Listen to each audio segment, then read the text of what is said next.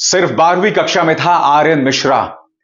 उसे गौ तस्कर बताकर गौ रक्षा करने वाले लोगों ने मौत के घाट उतार दिया, उसे गोली मार दी। यह उसकी गाड़ी। आज उसका पिता, उनके पिता जो हैं वो सवाल पूछ रहे हैं कि क्या प्रधानमंत्री नरेंद्र मोदी की सरकार ने इन गौरक्षक दलों को यह अधिकार दिया था कि वो लोगों को इतनी आसानी से गोली मार दें। आर्यन मिश्रा कितना डरा हुआ होगा दोस्तों, जब उसके पीछे वो सो कॉल्ड गौरक्षक दौड़ रहे होंगे। उसकी गाड़ी को पकड़ लिया होगा और जैसे कि आप देख सकते हैं दोस्तों, उसकी गाड़ी के पीछे का शीशा पूरा टूट गया है। आप अंदाजा लगा सकते हैं उस वक्त आर्यन मिश्रा किस तरह के खौफ से गुजर रहा होगा।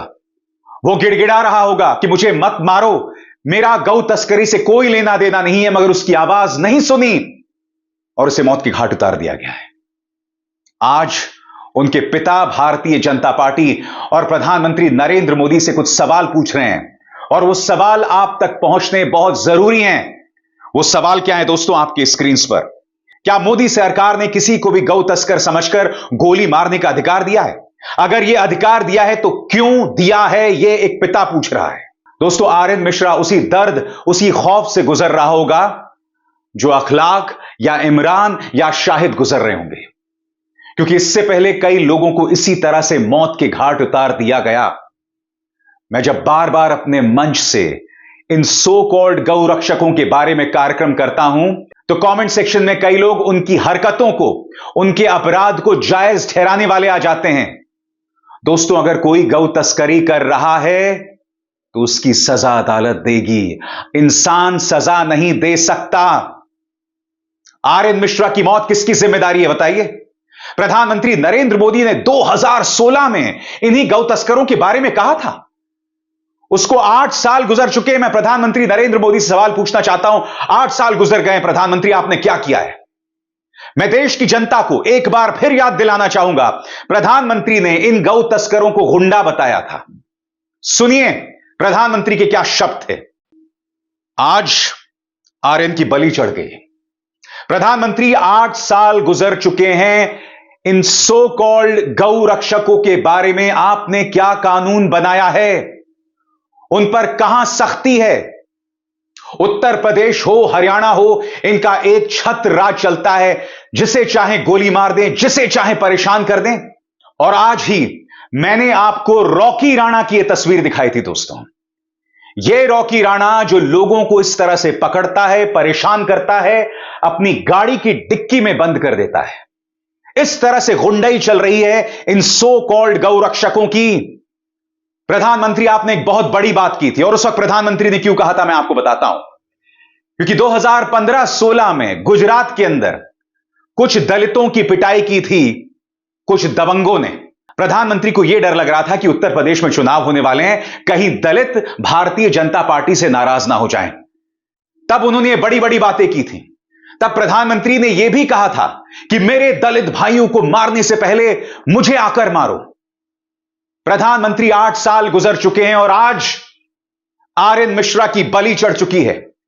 जब किसी अखलाक, इमरान, मसूद, जब मॉब उन्हें लिंच करती थी तब आपके मुंह से एक शब्द नहीं निकलता था। मैं समझना चाहता हूं अब भी आप खामोश क्यों हैं? इस मुद्दे पर कांग्रेस ने तल्ख तेवर अपनाए हैं। क्या कहना है सुप्रिया सुनीत का, वो आपके स्क्रीन पर। 10 साल से हरियाणा में बीजेपी का जंगल राज है।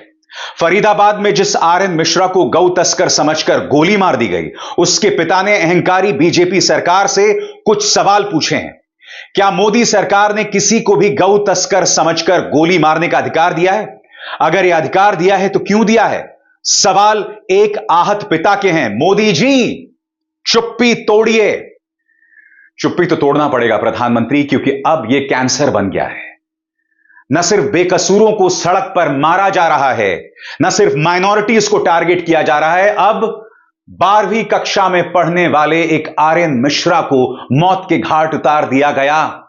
आप जो मेरे कार्यक्रम देखते हैं, जो गिरजाघरों या मुसलमानों पर होने वाले हमलों पर तालियां बजाते हैं, मैं आपसे एक सवाल पूछना चाहता हूं। आर्यन मिश्रा के साथ हुआ, उसके बारे में आपका क्या कहना है? क्या अब भी आप ताली बजाएंगे? क्या अब भी आप इसे जायज ठहराएंगे क्योंकि गौ रक्षक दल ने इसे किया है? मैंने इससे पहले भी आपसे कहा था कि अखलाक के साथ हुआ है, शाहिद के साथ हुआ है, इमरान के साथ हुआ है, कल को हमारे साथ भी हो सकता है, किसी हिंदू के साथ भी हो सकता है। और ये 12वीं कक्षा का आर्यन मिश्रा अगर अब भी भारतीय जनता पार्टी का दिल नहीं पसीजा तो मैं नहीं जानता हूं किस बात पे पसीजेगा। क्योंकि भारतीय जनता पार्टी के नेताओं का साफ है, उनके बच्चे बड़ी बड़ी इंटरनेशनल यूनिवर्सिटीज में पढ़ते हैं, उनके बच्चे गौरक्षक दल नहीं है, उनके बच्चे सड़क पर उतरकर दंगा नहीं करते हैं। मैं आपके सामने कुछ चेहरे पेश करना चाहूंगा। गिरिराज सिंह, निशिकांत दुबे, शिवराज सिंह चौहान, इन सब के बच्चे इंटरनेशनल यूनिवर्सिटीज में पढ़ते हैं। गिरिराज सिंह का मैं नहीं जानता हूं, बाकी तो मैं जानता हूं। मगर इनको आपने देखा होगा न्यूज डिबेट्स में या चुनावी मंचों पर जहर उगलते हुए। अब मैं आपके सामने एक मिसाल पेश करना चाहता हूं। यह है अजय आलोक, भाजपा के एक प्रवक्ता हैं, बहुत ही बकवास करते हैं।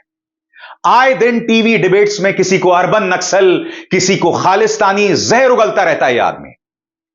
इन्होंने एक ट्वीट किया है, बता रहे हैं कि इनकी बेटी किसी अंतरराष्ट्रीय यूनिवर्सिटी में चुनी गई है। दोस्तों, सबसे पहली बात, अगर किसी का बच्चा बहुत अच्छा कर रहा हो तो दिल से आशीर्वाद। मेरी तरफ से अजय आलोक की बेटियों को दिल से आशीर्वाद। मगर अजय आलोक यहां यह भी कहते हैं कि उनके दोनों बच्चे अमेरिकी नागरिक हैं।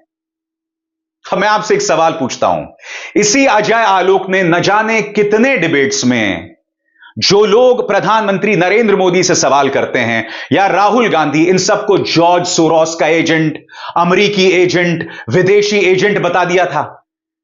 18-19 साल से इनके बच्चे अमेरिकी नागरिक हैं। इनका कहना है कि मेरे बच्चों का जन्म अमेरिका में हुआ था, इसीलिए अमेरिकी नागरिक हैं। अरे भाई, 18 साल गुजर गए, 18 साल में ये लोग भारतीय नागरिक नहीं बन सकते थे?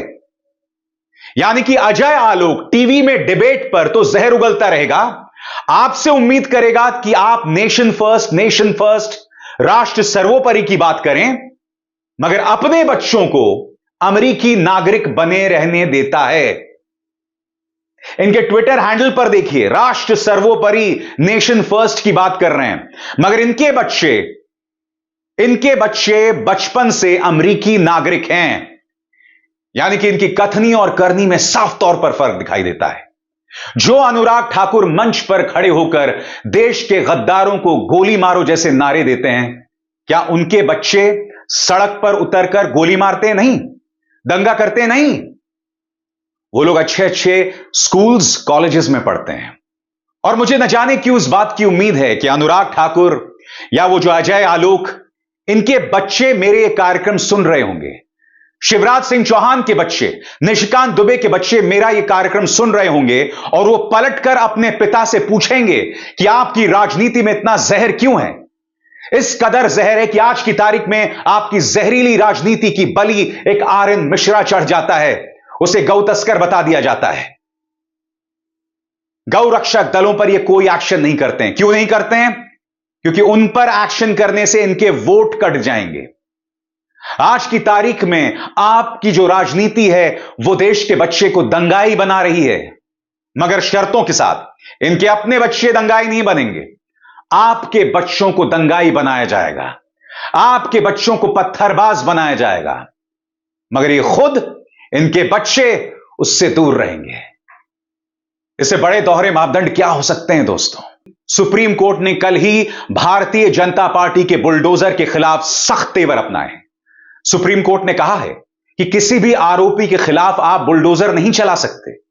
अवैध निर्माण में बेशक चला सकते हैं, मगर अगर किसी पर कोई गंभीर आरोप है तो आप बुलडोजर नहीं चला सकते। उन्होंने यह भी कहा कि अगर बेटे ने गुनाह किया है तो बाप को उसकी सजा नहीं दी जा सकती। मैं उम्मीद करता हूं कि सुप्रीम कोर्ट इस तरह से गौ रक्षकों पर भी सुओ मोटो नोटिस लेकर सख्त कानून बनाएगा। मैं जानता हूं कुछ कानून हैं, मगर मैं आपसे पूछना चाहता हूं, जो गौ रक्षक हैं, क्या उनके आतंक में कोई कमी आ रही है? बिल्कुल नहीं आ रही है। वो लगातार ये हरकतें कर रहे हैं, बार बार कर रहे हैं, इन पर कोई अंकुश नहीं है। और सबसे बड़ी बात, हमारे प्रधानमंत्री नरेंद्र मोदी खामोश रहते हैं, लगातार खामोश रहते हैं। याद कीजिएगा, राहत इंदौरी के वो शब्द कि लगेगी आग तो आएंगे घर कई जद में, यहां पे सिर्फ हमारा मकान थोड़े है। अभिसार शर्मा को दीजिए इजाजत। नमस्कार। स्वतंत्र और आजाद पत्रकारिता का समर्थन कीजिए, सच में मेरा साथी बनिए। बहुत आसान है दोस्तों, इस ज्वाइन बटन को दबाइए और आपके सामने आएंगे ये 3 विकल्प, इनमें से एक चुनिए और सच के इस सफर में मेरा साथी बनिए।